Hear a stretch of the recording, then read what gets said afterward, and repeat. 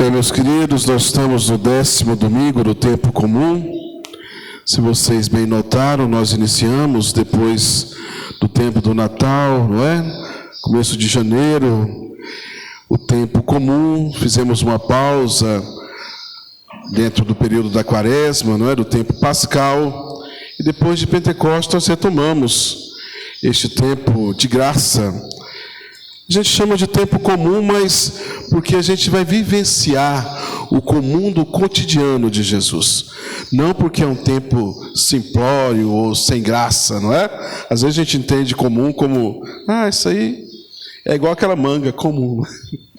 Mas não é assim, não é? É um tempo de graça, onde nós percorremos com Jesus, não é, o seu cotidiano, nós fazemos uma caminhada com Jesus, e nós aprendemos de Jesus. E hoje não é diferente. Jesus quer nos dizer algo, não é? E a liturgia da igreja quer que Jesus tenha os meios para que fale ao nosso coração. Por isso as leituras, por isso as escolhas dessas leituras, as orações, tudo para nos dar um clima necessário, não é? O alicerce necessário para que a gente aprenda o que Jesus quer para cada um de nós. Vamos percorrer um pouquinho a liturgia de hoje. Primeiro texto de hoje nós temos Oséias, não é? Neste trecho, Oséias faz uma crítica ao pensamento e à religiosidade judaica da época. Efraim, Judá, o reino do norte, o reino do sul, eles faziam uma experiência de fé um pouco superficial. Quando precisavam de algo de Deus, eles iam a Jerusalém, iam ao templo, faziam seus sacrifícios, se voltavam para Deus, iam nas sinagogas, rezavam, tinham momentos de piedade, quando precisava de Deus. Diante de uma batalha, diante de uma guerra, para que suas roças dessem boas colheitas, quando precisava de Deus, não é? Eles iam, faziam os sacrifícios, rezavam. Oséias critica porque essas ações eram apenas superficiais. Não desenvolviam no coração daquele povo um amor verdadeiro, uma misericórdia verdadeira, não é? Por isso ele diz, olha, eu quero amor, não sacrifício. Eu quero um coração que conhece a Deus, que reconhece a Deus, muito mais que os holocaustos. Sabe, meus queridos, embora este texto e essa profecia de Oséias já tenha mais de 2.700, 600 anos, ela ainda serve para nós hoje, não é? Porque por vezes nós caímos na tentação de vivenciarmos essa fragilidade, essa superficialidade da nossa fé. Nós, enquanto seres humanos, nós nos acostumamos com muitas coisas, não é? E de repente até os nossos rituais, que são bonitos, da gente vir na missa, da gente participar das celebrações, da gente estar aqui todo domingo na fila da comunhão, da gente rezar o nosso terço, não é? Da gente ter os nossos momentos de intimidade com Deus. Até esses momentos, se a gente não cuidar, se a gente não pedir a Deus a graça de um coração sincero, podemos cair na superficialidade. Não é? O que é isso? É eu vir aqui, fazer todo esse gestual, participar e ir embora vazio, de não amar a Deus verdadeiramente.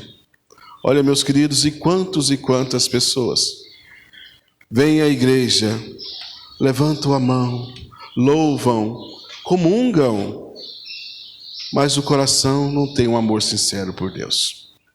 Felizmente é assim, não é? Porque é preciso cultivar isso na nossa vida. Porque quando a gente faz alguma coisa repetidamente, a gente corre muito risco de fazer essa mesma coisa de uma maneira mecânica, não é? Como aquele arroz com feijão que a gente faz todo dia em casa, não é? A gente já sabe de cor, tá aqui as medidas, né? 2 pitadinhas de sal, tá pronto. Quando você tem prática, não é? A gente faz aquele cafezinho, a gente tem prática, a gente sabe as medidas de cor. Mas é necessário que nas coisas de Deus a gente se atenha e peça a Deus: Senhor, não deixe eu cair na rotina, da superficialidade, para que eu possa perceber a beleza das coisas que eu estou vivendo, não é, do ritual que eu estou fazendo, dos gestos. Olha, se eu venho aqui, quando eu me levanto, isso tem uma significância, né? Quando eu me sento, tem um significado. Quando eu estou atento à palavra, eu me ajoelho, eu ouço a oração, eu me inclino, eu gesticulo. Tudo isso tem um significado, tudo isso tem um sentido, mas isso só serve para aquele que tem a atenção, não é? Para que os nossos ritos não sejam vazios. E muito mais que isso, é preciso que a gente, experimentando este Cristo, que nós ouvimos a sua palavra, que nós comungamos do seu corpo, eu o leve para a minha vida, para a minha história, não é? Grande crítica de Oséias é esse, porque eles tinham essa piedade toda perante aqueles que os viam, não é? No templo, nas sinagogas, mas na vida, nos seus negócios, na sua política, nos seus tratos, como eles davam uns com os outros, não transparecia esse amor. E olha, se a gente bem perceber, muitos, não é, também de nós, somos algo aqui que lá fora é completamente diferente, não é? Quantas vezes eu já me assustei quando fui fazer algumas visitas e aquela pessoa piedosa daqui, de repente, em casa ou junto à família, era completamente diferente, não é? Então, é a coisa que a gente tem que se ater para o que a gente vive aqui seja o mesmo que a gente vive lá fora. O amor que a gente aprende de Deus aqui seja o amor que a gente dá ao outro lá fora, não é? Porque neste mundo, meus queridos, onde as pessoas só pensam em devolver na mesma moeda, não é? Não é o que Jesus nos ensina. Então, se a gente tem esse pensamento, já é um indício, não é? Parece que o que eu ouvi lá na igreja não é o que eu estou vivendo aqui fora. Não é o que eu estou vivendo aqui fora. Temos que ter esse amor coerente de tudo que a gente vivencia aqui.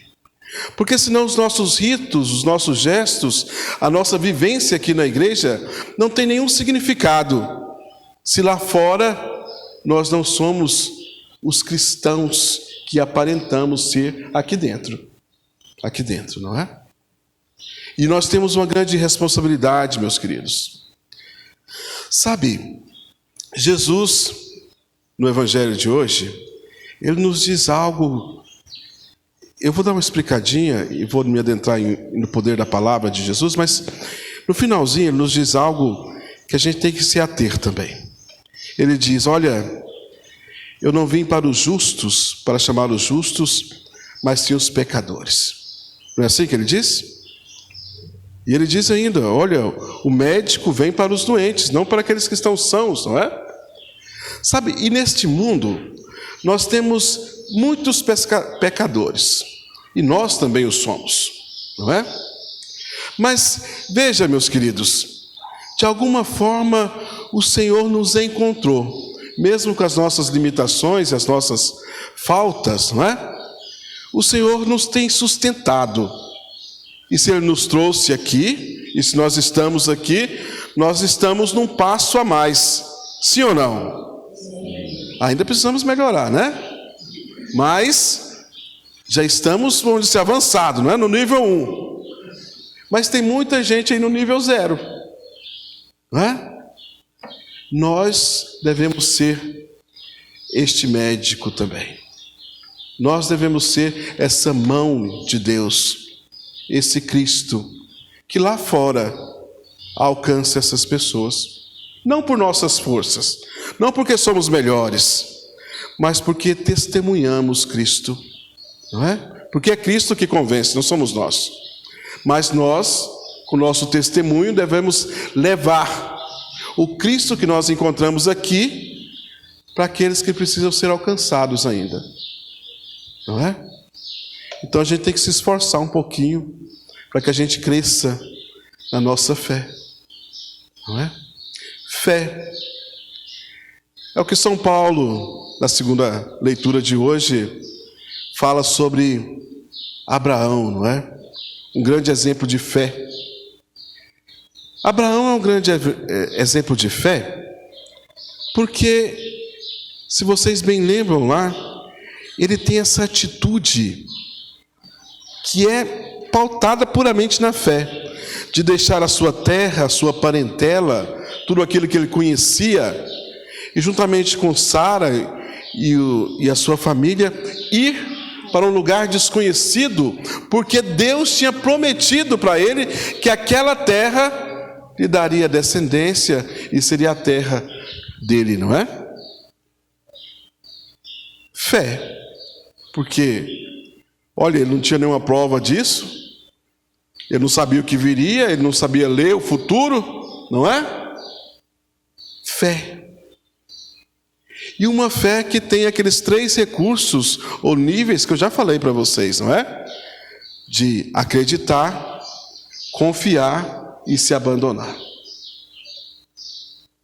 Por vezes nós estamos só nesse primeiro nível, não é? Nós acreditamos, mas ainda não fizemos a experiência de Abraão, de confiar. Não, lá tem mesmo, Deus falou, lá é o lugar melhor, é lá que eu tenho que ir, é lá que eu devo abandonar essas velhas coisas e procurar o novo. Confiou.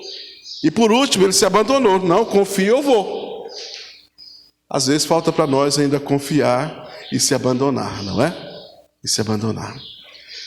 São Paulo, ele usa o exemplo da fé de Abraão quando eles já velhinhos, não é? Ele e Sara ainda não tinham tido filhos deles mesmos, não é? Dos dois.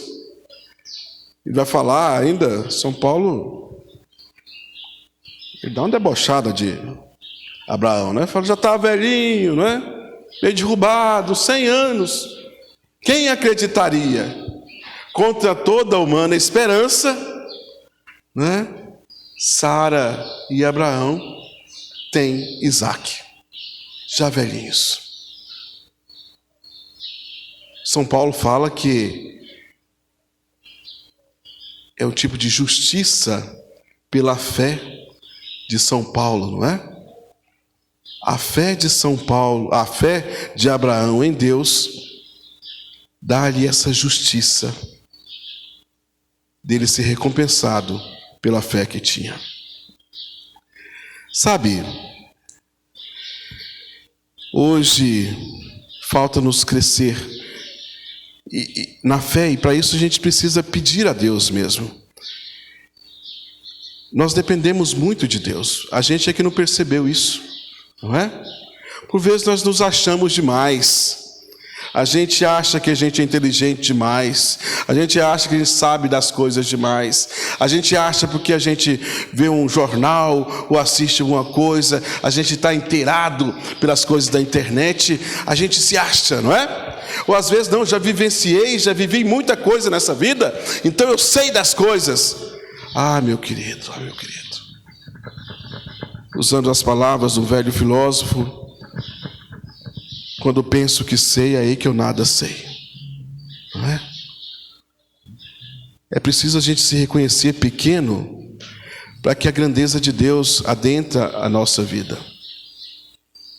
Para a gente pedir a Deus esse crescimento na fé, para que a gente passe desse primeiro nível, não é? De só acreditar em Deus, porque nós acreditamos, sim ou não? Sim. Nós acreditamos demais em Deus, acreditamos demais em Jesus Cristo. Mas eu já falei para vocês, não é? Até o diabo acredita. Até o diabo acredita em Jesus. Ele sabe que Jesus Cristo é o Filho de Deus, é todo-poderoso, sabe mais que nós. Mais que nós, conhece, não é? Então é preciso que a gente se lance nesses degraus de pedir: Senhor, aumentai a minha fé. Olha os discípulos de Jesus, eles pedem isso a Jesus. Eles conheciam Jesus, não é? Eles viam os milagres de Jesus, ouviam as palavras de Jesus, sabiam do poder de Jesus, e o próprio Pedro diz: olha, és o Filho de Deus, o Cristo, o Messias, o Filho do Deus vivo. E mesmo assim eles pediram: Senhor, aumentai a minha fé. Eles já acreditavam, mas eles precisavam ainda confiar, precisavam ainda se abandonar na vontade de Deus. E eles fizeram, não é?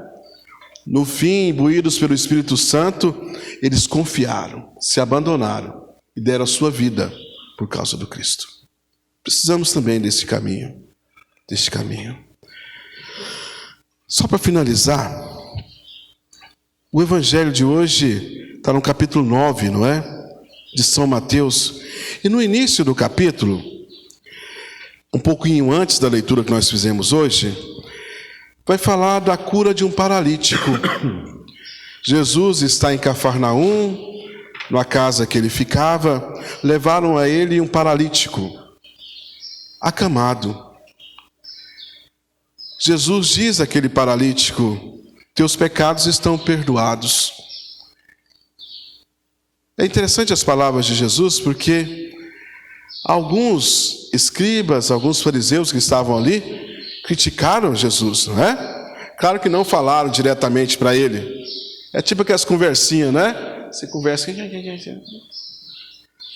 Então, falaram: olha que blasfêmia. Por que falou isso? Porque no entendimento judeu, somente Deus pode perdoar. E verdadeiramente, o perdão verdadeiro vem de Deus, não é? Vem de Deus. Quando Jesus fala isso, ele se coloca como Deus, e verdadeiramente ele o é. É ele capaz de perdoar os nossos pecados.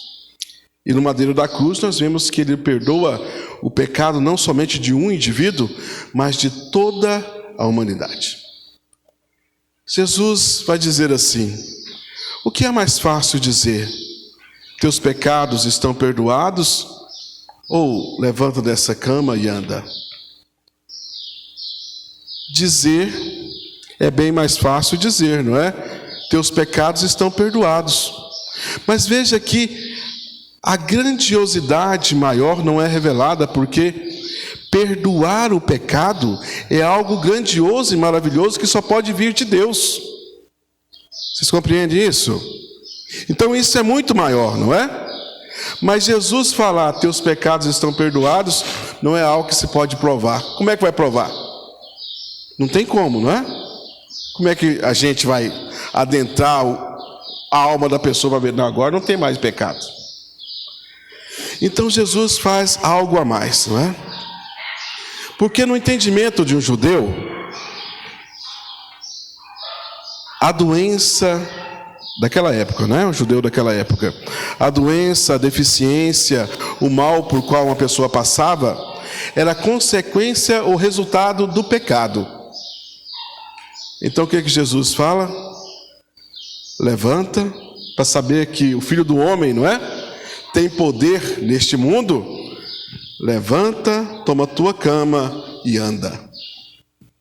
E o moribundo pegou a cama, levantou e: perna para que te quero, não é? Veja o poder da palavra de Jesus. Jesus tem essa palavra capaz de perdoar os pecados, que é algo divino, não é? E o poder também de restaurar a própria saúde física da pessoa. Jesus primeiramente tinha dado uma cura para a alma, no perdão dos pecados. Depois ele deu uma cura para o corpo, para a deficiência. Poder da palavra de Jesus. Logo em sequência nós temos o evangelho que nós lemos hoje.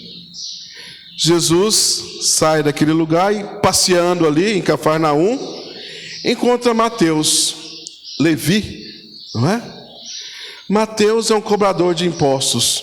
está sentado ali na bancada da coletoria, recebendo, trabalhando. Sabe, Mateus, ele não é doente. Mateus, ele não tem nenhuma deficiência. Mateus é uma pessoa que tem uma estabilidade financeira e social. Embora ele fosse mal visto pelos judeus, não é? Porque ele trabalhava para Roma, ele tinha uma segurança social, financeira, uma estabilidade. Ele tinha uma casa boa, capaz de comportar até aquelas pessoas que foram lá e se reuniram para jantar. Então ele tinha uma segurança, uma estabilidade. Mas ele estava também precisando ser encontrado por Cristo. Olha, Mateus às vezes tem tudo que a gente queria ter. Estabilidade, segurança, dinheiro, um bom emprego. Talvez as pessoas poderiam até nos ver com maus olhos, não é? Mas quem não vê, né? Sempre tem um que vê a gente com maus olhos, não é? Mas ele não era feliz. Porque essas coisas, por vezes, não nos traz felicidade, não é? Uma felicidade verdadeira. Pode até trazer alguma satisfação, uma tranquilidade, mas a felicidade verdadeira só vem de Jesus Cristo. E é isso que Jesus percebe. É Jesus que olha Mateus, é Jesus que enxerga Mateus, e ele só diz assim: segue-me. Olha o estado que estava Mateus. Mateus não era doente, não precisou largar sua cama, não é? Mas ele largou tudo e foi seguir Jesus Cristo. Encontrou a felicidade que ele não tinha encontrado nessas outras coisas. Poder da palavra, não é? E Jesus também diz para cada um de nós: segue-me. Para cada um de nós. E essa palavra de Jesus tem poder de transformar a nossa vida, a nossa história, nos tirar, não é? Dessa apatidão, desse topor, para nos dar uma felicidade verdadeira. Meus queridos,